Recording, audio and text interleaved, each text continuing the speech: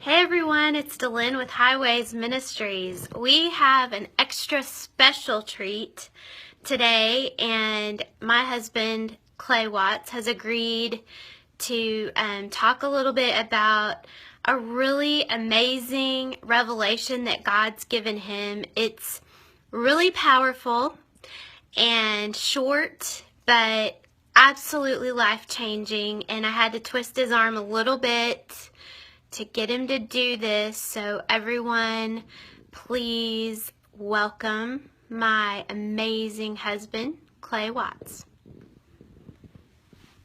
Hi, everyone.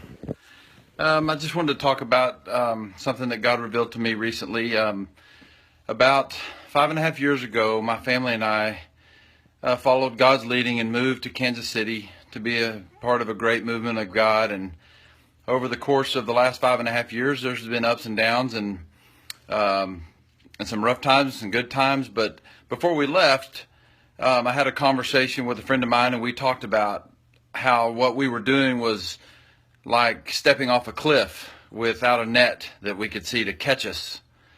And so for about the last 5.5 years, I feel like I've been falling off this cliff and looking for this net to catch me. And recently asking God, where's the net? Where's the net? How come I have not been caught by the net yet? My arms flailing, my legs flailing, figuratively speaking. And just asking God, why haven't you caught me yet? And he spoke to me clearly and just said what he says in Psalm chapter 91, verse 1, that says, "He who dwells in the secret place of the Almighty will abide in the shadows of the Almighty." And I immediately realized through his words to me that there's no net, that he wants us to abide in him, and that with his power and the power of the Holy Spirit and abiding in him, that we can be constantly moving forward in him.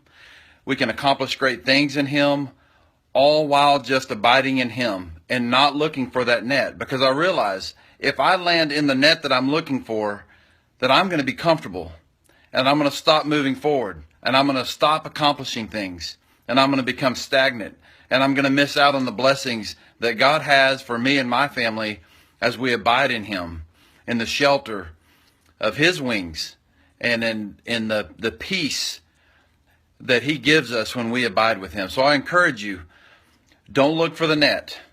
Abide in him and watch him do great things. Thank you.